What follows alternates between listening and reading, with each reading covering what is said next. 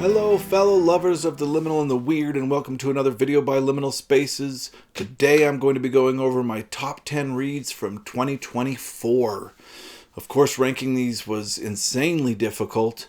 All of these are books that I could recommend so easily. I think any one of these is a read that would blow your mind and be really fun.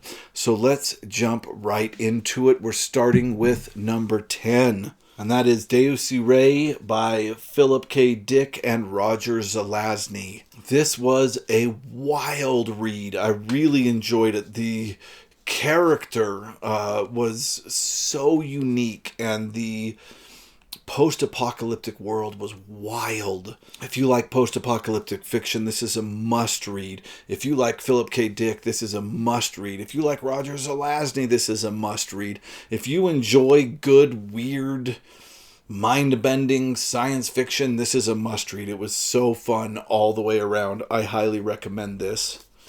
There you can see Dick and Zelazny. One of my favorite stories about this is that I think it was Roger Zelazny's cat peed all over the manuscript, and the publishers demanded the original manuscript, so he sent it in with cat pee and all. Great book. Number 9 is Blackwater Number 1 by Michael McDowell, The Flood. Michael McDowell is a horror writer that I don't think got the attention he should have in the 80s. He also wrote the script for Beetlejuice. That's probably his biggest claim to fame, but he wrote so many great novels, and this is the story of a Southern American town that floods, and they find a woman in a flooded hotel. They're tooling around in a boat, and they find a woman in a hotel that has been there a little bit too long to have survived, but she seems fine, and they pick her up, and it's about her marrying into a rich family and how this woman kind of becomes the matriarch. But she's not a normal woman. She is so much more, something that came in with the flood. This is Southern Gothic at its best. I cannot wait to read more of these, and I think there's 5 more of them. What an incredible read. Hard to find now. Really what you got to do is get an omnibus edition with all 6 of the novels in it, and it's cheaper that way. It's probably what I'm going to have to do in the future, because the prices for this ever since Paperbacks from Hell came out have been wild. Number 8, here's something you won't see on people's lists very often, especially this high up, is The Crystal Cave by Mary Stewart. This is the novel that got me into fantasy. Mary Stewart wrote a lot of gothic romance, mystery. She wrote a story that eventually became a cartoon, The Three Broomsticks, I think it was called, Mary and the Witch's Flower. But anyway, her prose is incredible. She was kind of a historian. She did historical fiction sometimes as well. And she, as far as I know, was the first person after T.H. White. I think that's the name of the guy that did the... let me check this. Yeah, I think she is the first person after T.H. White did The Once and Future King to tell the Arthurian sagas in modern literature. I could be wrong about that, but I think that's true. And the thing that she did that was interesting is she told the story from Merlin's perspective, and she told it from his birth on. And this first story is about his birth all the way up to the conception of Arthur. And she really studied the myth and all the sources, Geoffrey of Monmouth and all this. She went way back and studied this myth. This story will take you in. If you are a fantasy fan, you will absolutely love this book. If you like Arthurian stuff, you will love this book. This is, if somebody was like, point blank, what is the fantasy series you should read? This one right here. And it's ignored, I think, a lot, and I don't know why. So good. I put this above The Crystal Cave, but I'm still going to stick with, if somebody asked me a fantasy they should read, it would be that. But The Tombs of Ung by Ursula K. Le Guin, the second story in the Earthsea trilogy is an incredible read. And I went back and forth on which one of these I should put above the other. It was very difficult. This is written in a claustrophobic way that I've never seen a book written in. Most of it takes place in pitch blackness, in these kind of caves under the ground. It's terrifying, and it is unique, and the lead in this is so interesting. For me, this was the peak of the Earthsea stuff. Really, really incredible. Now, I've only read the first trilogy. I do plan in 2025 to read on. But yeah, this was the peak for me. Just absolutely weird and insanely good. Number 6 is Jeff Vandermeer's Annihilation. Probably the most recent, Jeff Vandermeer is the most recent writer, I think, on this list. Well, Murakami's on there too. This blew my mind. I read Robert W. Chambers. I read H.P. Lovecraft this year, but the best cosmic horror experience I had was Annihilation by Jeff Vandermeer.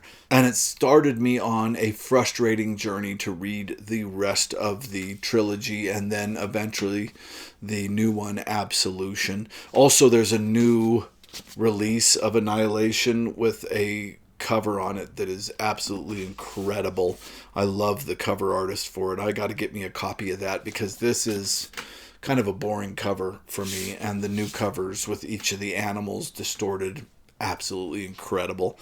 So I do want to get a copy of Annihilation. But anyway, this is cosmic horror, and the way that it's updated by being more current is the place in the novel where most weird fiction writers would have the person go insane and end the story.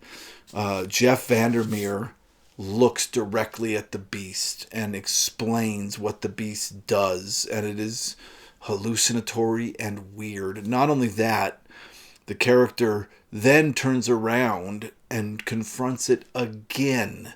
It is a book that doesn't use the trope of it was so impossible to explain it drove the person insane. It does drive the person insane, but Jeff Vandermeer explains it. Annihilation, one of the best books I read in 2024. Absolutely incredible. I highly recommend that you read Annihilation, and you can stop there. The story to me is very complete. Every other book just adds more complexity to what Area X could be. This story is complete in itself. It is 6 hours long. If you listen to it on Audible, it is short. Really, really wonderful, wonderful story and worth a read.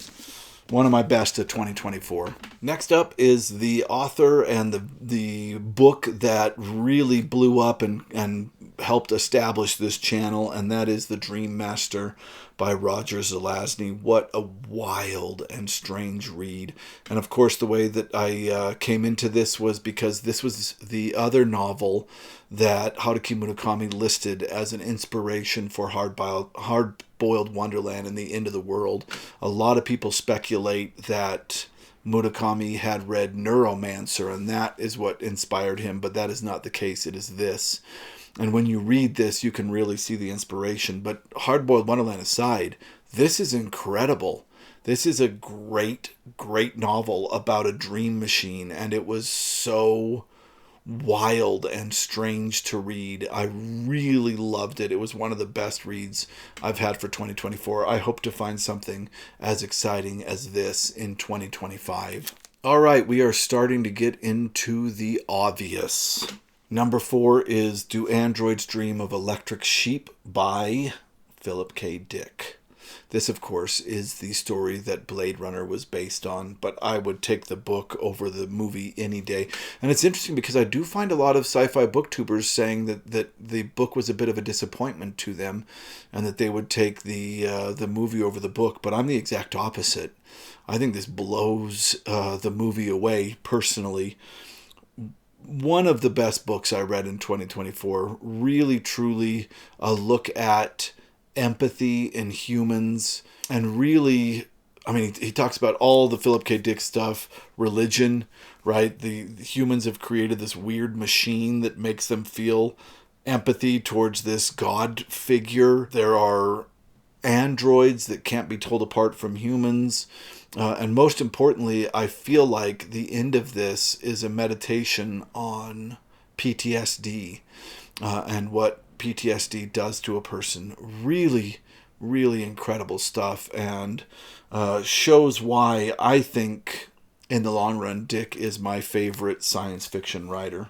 Okay, top 3, here we go. Number 3, Shirley Jackson's We Have Always Lived in the Castle. The prose alone makes this book earn this place so easily, but the character development is insanely good. The witchy sisters, really just, I think her name is Maricat. The way that the mystery of the past is revealed, the small town setting as character, just incredible. I think this fits as a horror novel. I know it's close to kind of a gothic, but for me it fits as a horror novel. So this is the highest ranking horror novel on this list. And I did read a good chunk of horror in 2024, but yeah, this was the one. I can't recommend this enough. Of course, we're in the top 3. These are all books that I consider absolute must-reads, no doubt about it. Number 2, we return right back to Philip K. Dick.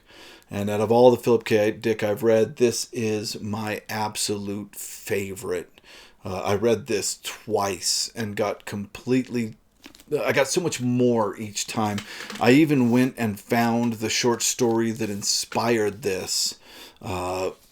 Hallucinatory, strange, identity destroying craziness, first contact invasion. I don't know. This is got it all.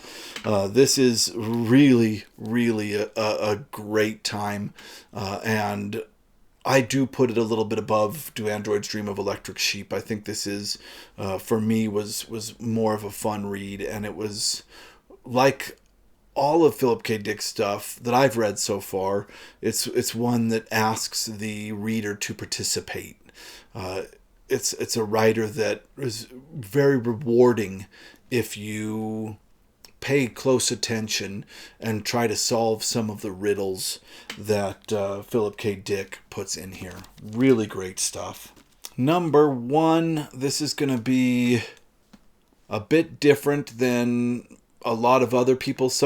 I find that people either really love this or really can't take this writer, and especially this novel. This is the novel that I read in my undergrad. I had a teacher assign this to me, to our whole class, and it blew my mind. I closed the book when I was done and opened it again and started over. I read it twice. Just an incredible novel that made me feel science fiction was super cool again. And I can keep talking about it for hours. Let me reveal it first. That is Hardboiled Wonderland and the End of the World by Haruki Murakami. A lot of people would say at this point, Haruki Murakami is not really a science fiction writer, and that is true. A lot of his stuff is more kind of literary magical realism, like Kafka on the Shore and the other ones that I've talked about, especially Wind Up Bird Chronicle, another one of my favorite of his. But this, I will argue, is sci-fi. I watched a YouTuber recently, I've forgotten who it was. Sorry, I watch a lot of Sci-fi Booktube, who put this as the lowest read of his year. And I can understand why. This is a very 80s novel. It was written in early 80s. And some of it didn't age 100%. But, I mean, overall, this was way ahead of its time. And in my opinion, the most deserving of being said to be the closest Dickian style science fiction we've had after Dick. Unfortunately, it's the only real science fiction that like straight up science fiction that Murakami wrote. I know a lot of people argue for IQ-84 as being science fiction, and I get why. It makes perfect sense. But this to me is straight up science fiction. It is about a future where where the information war has gotten so crazy that they have started doing surgical procedures on humans to allow them to encrypt data by funneling it through their subconscious. And this is a story about one of these people that have had this unique surgical experience separating. And at first it talks about laundering data from one side of the brain to the other and then shuffling it through the subconscious. And then his story of being one of these unique individuals and having data that other people or companies want. This is told simultaneously with a really wild fantasy story. And this, of course, was the one that was inspired by Franz Kafka's The Castle. And it's about a man that comes to a walled-in town that has unicorns roaming through the town. And in order to enter the walled-in town, he has to have his shadow cut away from him, and his shadow becomes a separate entity from him. And then he has to have his eyes scarred.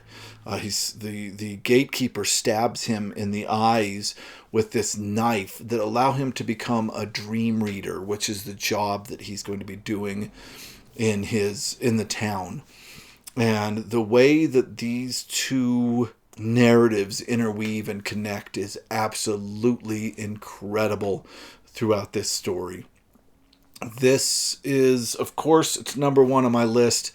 I cannot recommend enough. I have found that for me, this is the most complete and enjoyable of Murakami's works. It is the one that if you chase down the riddle, it reveals itself the most. And in a lot of Murakami books, it's very difficult there's a lot of mysteries that he presents that don't really get an explanation. And in this one, I feel like you can track down, and the more you track down, the deeper and deeper you can get into the connection between these two different narratives. It's really wild. This is my favorite read of 2024. I'm actually reading it twice in 2024. I'm halfway through the new J. Rubin translation of this. I do highly recommend you start with the Birnbaum, and then if you're going to read it again, read the Rubin. Doing it in that order is really, really enjoyable. But yeah, I'll be reading that one through the beginning of 2025, and I'm going to be doing an edit of the deep read of this video that I've done and adding some more stuff to it. Just because this is, for me, my favorite book, and I would very much like to make sure that I am constantly up to date with my video on the information about this book. And there you have it, my top 10 for the year 2024. It was a wonderful year. It was the first year the channel existed. Of course, we started a little bit earlier in 2023, but it was the first full year that the channel was on YouTube, and what a wonderful year it has been. I am so glad to be doing this and to have met everybody and be talking to all the people that I have been. It's been a wonderful experience, and I'm looking forward to jumping into 2025 and seeing what books we will find there. All right. Thank you very much for watching. If you like this kind of content, I make this content here. I also make content over on Patreon. If you'd like to check out the Patreon, I'll put a link to it in the description below. And if not, go ahead and like this, subscribe to the channel, comment, and we will see you on the next one.